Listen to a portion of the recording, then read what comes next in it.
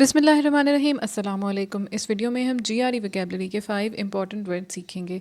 Video के and में हम एक यूज़फुल टिप भी शेयर करेंगे आपके साथ जो आपको वोकैबुलरी लर्न करने में मदद देगी। तो चलिए बढ़ते हैं उन वर्ड्स की तरफ जो हम इस वीडियो में सीख रहे हैं।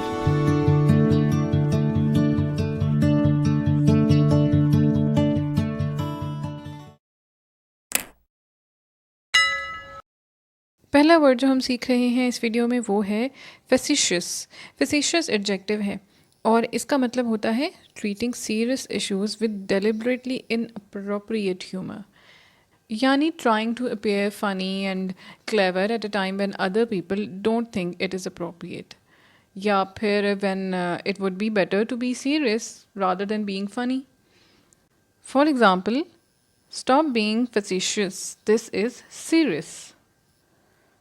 Synonyms इसके हैं flippant, glib, tongue in cheek.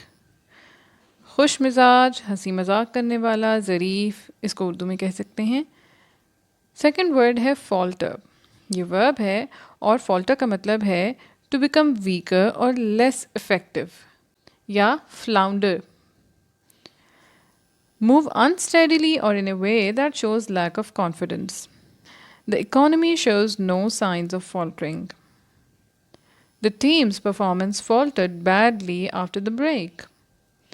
Synonyms are stumble, fumble, waver. लड़खड़ाना, डामाडोल होना, डगमगाना, ये उसको उर्दू में कहते हैं। थर्ड वर्ड है fallow। ये एडजेक्टिव है और इसका मतलब है not used for growing crops, especially so that the quality of land will improve।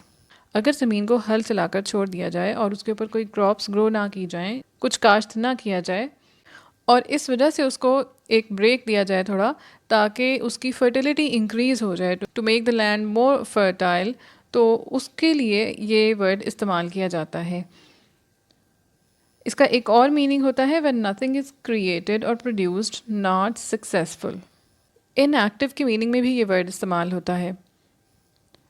अब इसका सेंटेंस देखते हैं। Contemporary dance is coming on to the art scene again after a long fallow period, यानी कि ब्रेक या inactive. Farmers are now paid to let their land lie fallow. यहाँ पे ये फर्स्ट वाले मीनिंग्स में इस्तेमाल हो रहा है। सिनोनिम्स हैं डॉर्मेंट, क्वाइट, स्लैक। हल जोतने के बाद छोड़ी गई ज़मीन के लिए ये लफ्ज़ इस्तेमाल किया जाता है। फ्लेल एक तो इस तरह के टूल को कहा जाता है, तो जब फ्लेल इस वाले टूल को कहेंगे तो flail as a noun consider होगा। लेकिन यहाँ पे जो हम मीनिंग्स देख रहे हैं वो है वर्ब वाले। To move around without control, to move your arms and legs around without control. हाथों या पाँव की बेकाबू मूवमेंट के लिए ये वर्ड इस्तेमाल होगा। टू हिट समबडी और something very hard, specially with a stick, जैसे the boys flailed around on the floor. इसके सिनोनिम्स हैं थ्रैश, थ्रेश, स्क्विम। ज़ायदुल हरकत, इसको उर्दू में कह सकते हैं। नेक्स्ट वर्ड है फ्लूक। ये नाउन है और इसका मतलब होता है ए लकी और unusual thing that happens by accident not because of planning और स्किल। किसी का तुक्का लग जाना, उसके लिए ये वर्ड इस्तेमाल होता है। यानी कि आपकी प्लानिंग नहीं थी कुछ करने की, लेकिन आपने बाय चांस कुछ किया और उससे आपको फ़ायदा भी हो गया, तो उसके लिए फ्लूक का वर्ड इस्तेमाल होगा। एक और मीनिंग इसका होता है lasting for a very short time. अब हम देखते हैं इसका sentence. They are determined to show that their last win was no fluke. इसके सिनोनिम्स हैं कोइंसिडेंस, एक्सीडेंट या ए ट्विस्ट ऑफ फेट।